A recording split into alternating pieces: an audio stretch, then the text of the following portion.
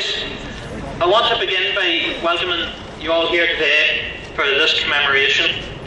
We are here to pay a tribute and remember one of Ireland's most iconic revolutionary leaders, Theobald Wolfe Tone. Tone is highly regarded as one of the founding fathers of Irish republicanism, and here in Uri in 1792 he proposed that a local branch of the Society of the United Irishmen be formed. The plaque that we are assembled at is dedicated to two local United Irishmen, George Cochrane and Thomas Lawrence. Both were executed for their involvement in the 1798 Rising. Our main speaker today is a well-known Belfast Republican and community worker. He's a member of the GAA and he was also the chair of the Belfast National Grapes Association for a number of years. He's a former Republican prisoner who spent 15 years in jail, a number of which he was on the blanket protest for his involvement in the freedom struggle. Could you all give a warm welcome to Padraig McCotter?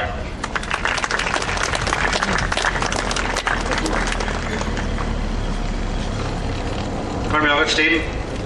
Don't keep it too long because it's a bit fair and Shaw.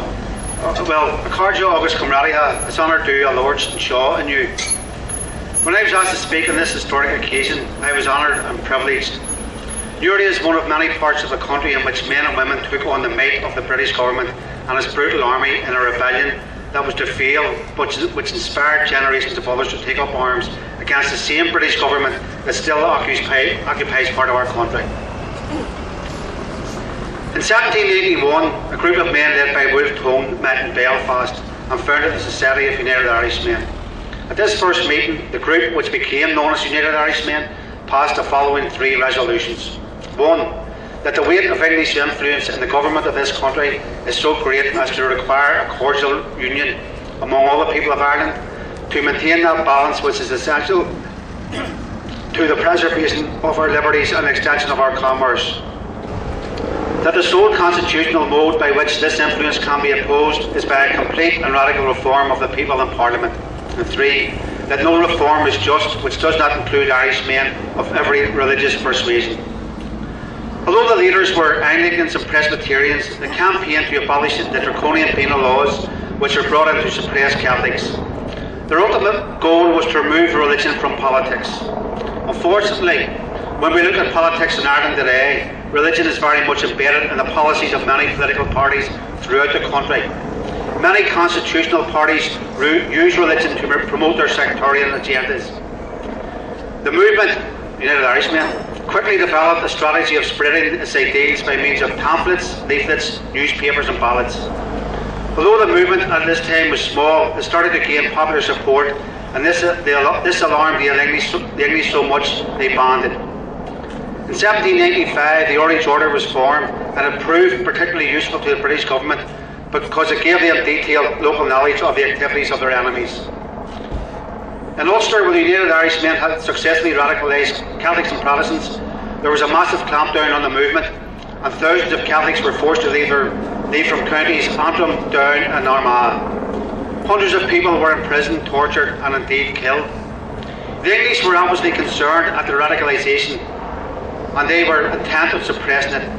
The use of informers also had a negative effect on their plans for an operation with the arrest of some of the leaders in Dublin. Here in Uri, a society was set up in 1792 and Wolfe Tone was among those who proposed the formation of it. He was arrested in the town shortly before the rising started and was taken to a local barracks. When the rising started in Antrim town in May 1798, it quickly spread throughout the country. The English reacted with mass arrests and the executions of two local men, George Cochrane and Thomas Lawrence, were hung, drawn and quartered in Gallows Hill.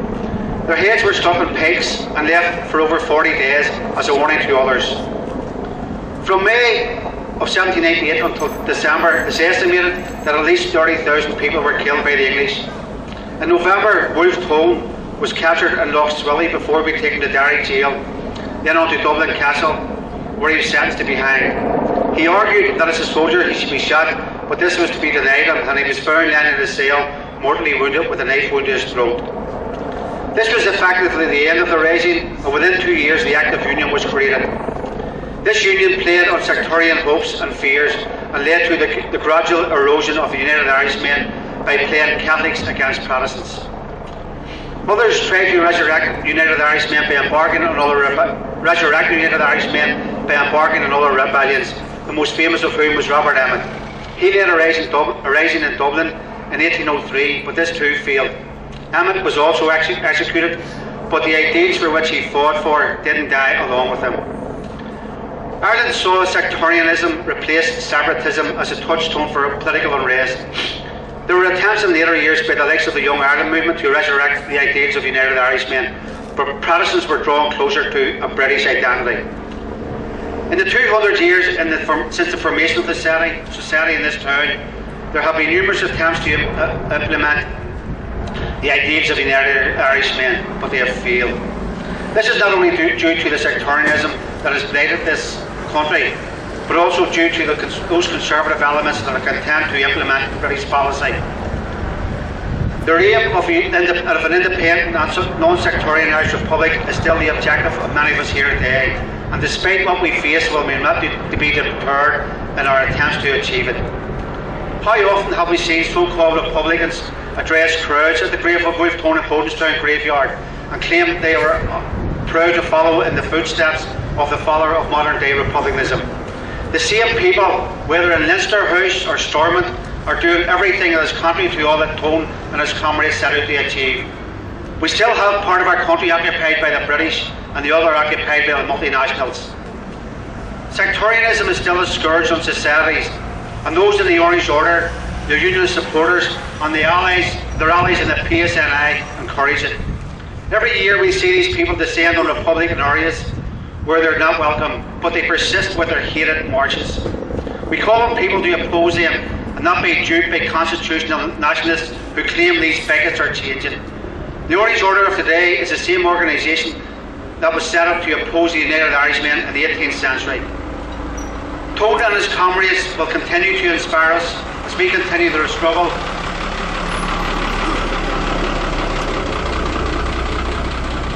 Tone and his comrades will continue to inspire us as we continue the struggle for an Ireland that is free from British interference, free from sectarianism, and freedom for all of us from an economic stranglehold that has been imposed upon us.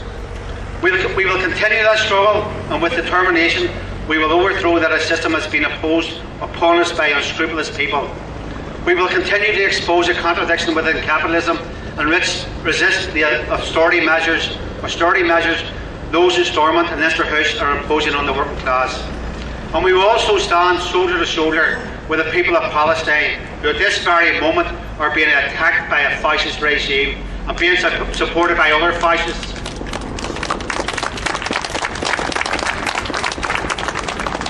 Those same fascists who are fated when they come here to Ireland welcomed by a constitution of nationalists like Obama, Blair, Cameron and those other scumbags.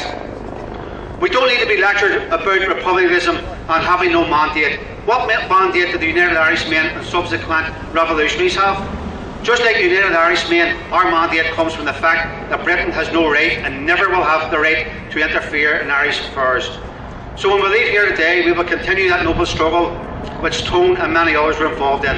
Bura Bia, Bura Bia,